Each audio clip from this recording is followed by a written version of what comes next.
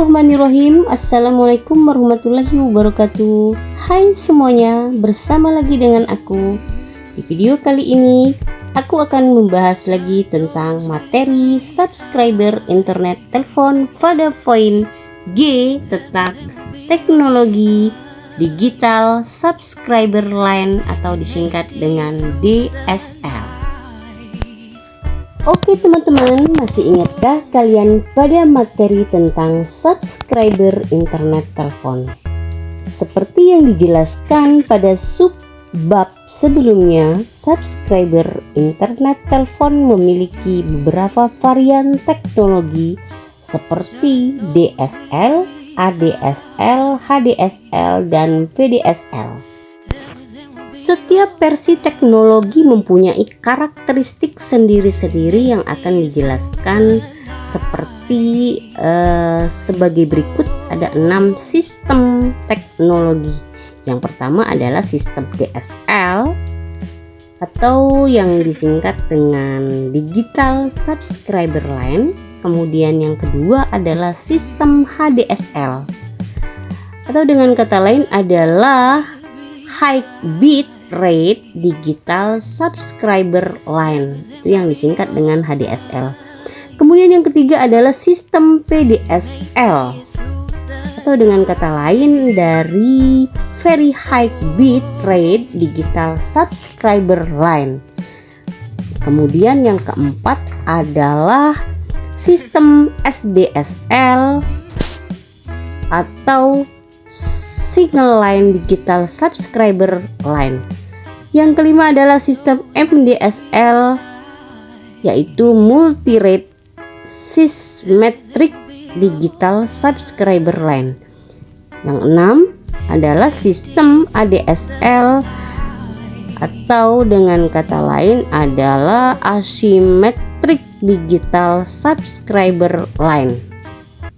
Sistem DSL termasuk kategori jar lock-off yang tidak murni karena menggunakan perangkat tambahan. Seperti yang ada di gambar itu, sistem DSL-nya modem agar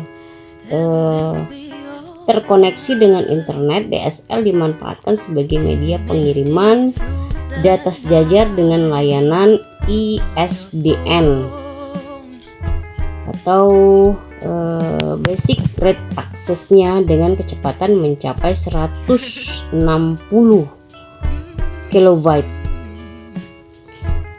Pada mode DSL pada umumnya dapat beroperasi pada range frekuensi maksimal 80. Tapi pada kondisi tertentu agak berbeda, yakni mampu bekerja hingga 120.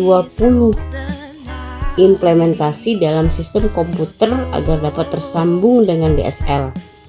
Cukup ditambahkan dengan interface Ethernet 10 base atau menggunakan port serial pada komputer tersebut. Sistem DSL ini diintegrasikan dengan metode komunikasi multiplex yang memungkinkan Anda memperbanyak saluran komunikasi voice atau fair gain. Jadi saat melakukan proses multiflashing dan demuflashing, sistem DSL akan memisahkan dua jenis kanal, yaitu kanal tipe B dengan kecepatan laju data 64 KB dan satu kanal tipe D dengan kecepatan laju data 16 KB.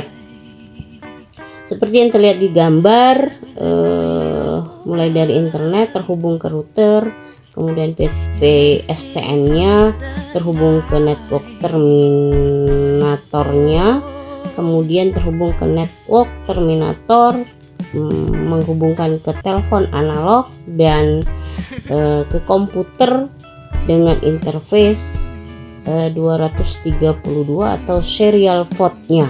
Seperti yang terlihat pada gambar, itu adalah sistem DSL atau kepanjangan dari Digital Subscriber Line-nya.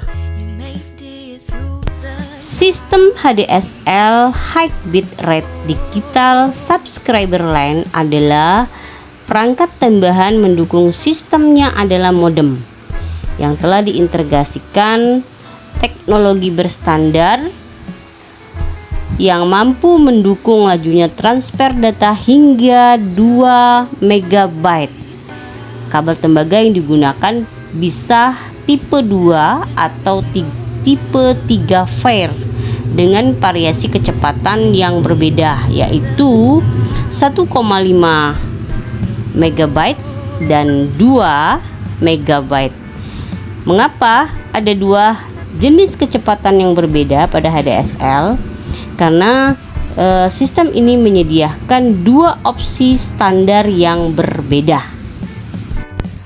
Ada dua opsi standar yang berbeda. Yang pertama adalah standar E.1 yang ditetapkan oleh ETSI. Yang kedua standar T.1 yang dikeluarkan oleh ANSI atau American National Standard Institute. PDSL dapat dikategorikan sebagai modem simetrik atau asimetrik yang mampu bekerja dengan laju data berkecepatan relatif tinggi. Nama lain PDSL adalah Broadband Digital Subscriber Line atau dengan singkatan dari BDSL, yang awalnya berdasarkan nama PADSL atau Very High Bit Rate ADSL. Sistem ini membedakan ketersediaan dukungan layanan kecepatan berdasarkan luas area jaringan dan tipe data yang ditransmisikan. Tipe asimetris digunakan untuk komunikasi berbasis data multimedia, sedangkan kategori simetris sering diimplementasikan dengan jaringan berskala LAN, MAN, hingga WAN. Berikut saya tampilkan karakteristik PDSL berdasarkan mode kecepatan transmisinya.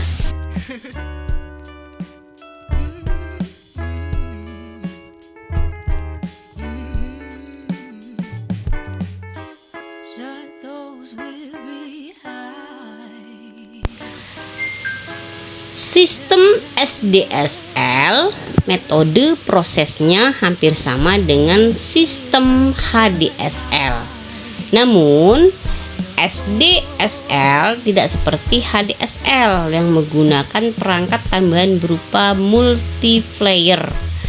Dengan sistem SDSL, Anda dapat mengirimkan data dengan variasi kecepatan berbeda pada sebuah kanal saluran.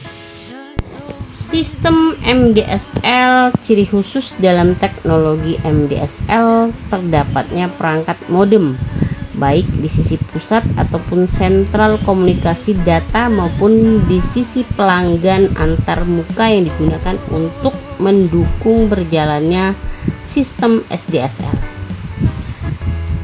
MDSL adalah standar P.35 dengan dua opsi kecepatan, yaitu E.1 dan T.1. Untuk metode line coding, MDSL masih menerapkan tipe cap, sehingga Anda dapat menjumpai beberapa variasi kecepatan laju data dengan berbagai tipe. Kecepatan contohnya adalah 144 KB, 272 KB, 400 KB, 528 KB, 784 KB, 1040 KB, 1552 KB, 2060 KB, dan 2320 KB. Jika jaringan menggunakan kabel berdiameter 0,5 mm, jarak tempuh transmisi data paling jauh adalah 8,9 km. Sistem ADSL Asymmetric Digital Subscriber Line. Karakteristik ADSL mirip dengan MDSL, yaitu komunikasi yang terjadi didukung adanya dua modem, yakni di sisi sentral dan sisi area pelanggan.